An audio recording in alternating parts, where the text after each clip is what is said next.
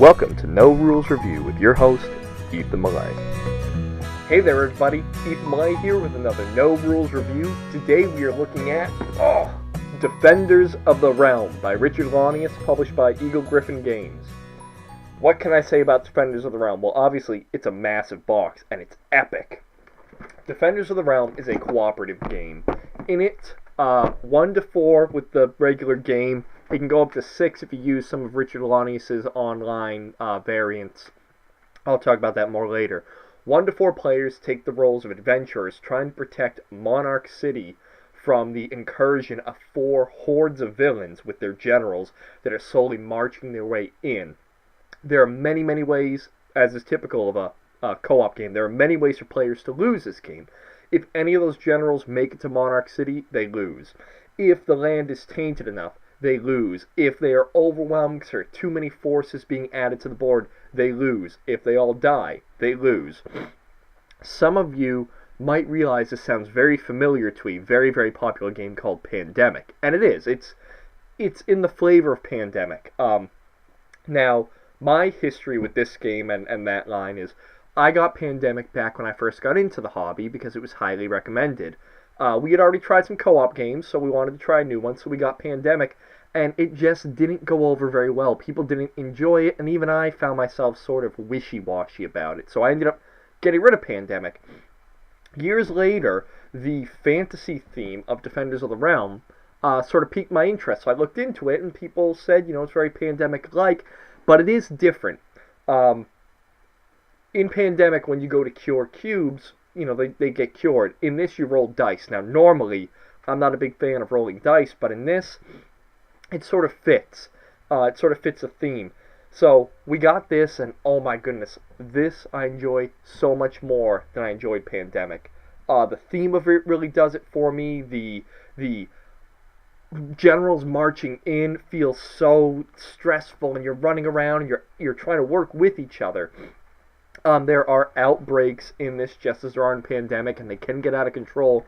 But, I don't know, for some reason I found this one more enjoyable. Now, the base game comes with a number of heroes that all have their own special abilities, and each one acts very differently. So it's sort of neat. You can change up who you are, and it really changes the game.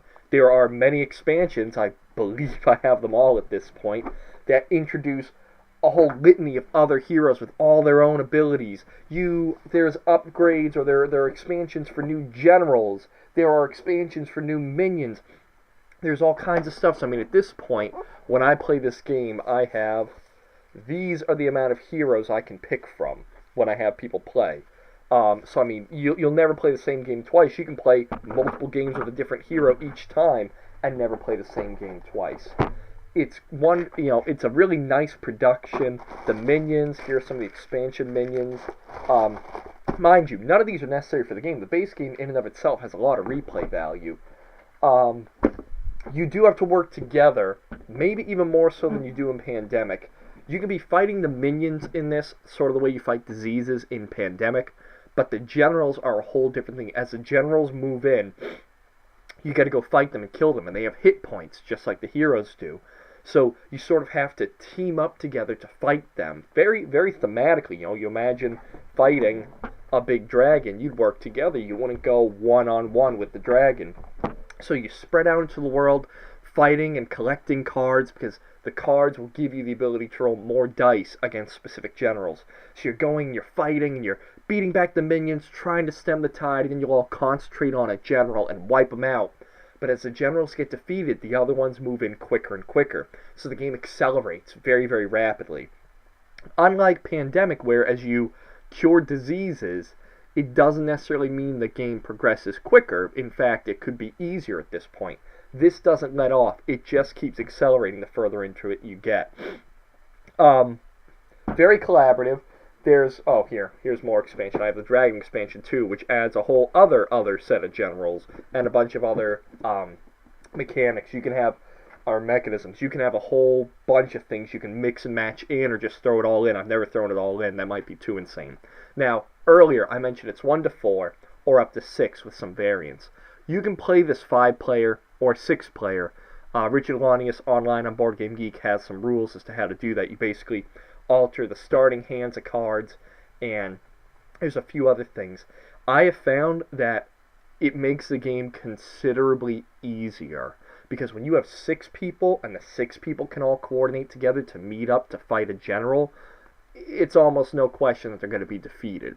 So if I were going to play this with 6, I would work in maybe the tougher minions or something else to make the game more challenging for the players. But just 4-player, 3-player, you can even play this 2 or, you can play it 1, 2, 3, or 4. You can play it solo because you can just take multiple roles yourself. It is a great game. If you were iffy on Pandemic but wanted something like that, I'd highly recommend Defenders of the Realm. I know they just came out with a pseudo-sequel, Defenders of the Last Stand. I will not get it because I love the fantasy theme of this, so I do not feel like changing. This is possibly my definitive co-op game of my collection. If somebody wanted to play a co-op, I should say a co-op without a trader, because if I had a trader, I'd have to be going with my Shadows over Camelot game, but if I just want a pure co-op, I think this is probably the best one I have. Everybody likes moving around. You get those fun stand-up die rolls where somebody's got to roll a 6 to defeat that one minion. You have people making sacrifices for the better of the party. And it's also good because if you die in this, you just pick another character and start again. So you don't even have to worry necessarily about the negative consequences of, dying in the game. It's a great game. It's a little pricey, but there's a lot in it. Even without the expansions, this box is almost full when you buy it as the base game. Not much more I can say about it. Defenders of the Realm is a great, great, great co-op game by Richard Launius. I can't recommend it highly enough to people who are looking for a pure co-op game like this. This has been Ethan Malay with No Rules Review. If you like what you see, share, like, comment, and subscribe, and I will see you later. Bye-bye now. This has been another No Rules Review by Ethan Malay. If you enjoyed this video, consider sharing, commenting, liking, and most importantly, subscribing. For this and other great games, join us over on BoardGameGeek.com. Thanks for watching, and we'll see you next time.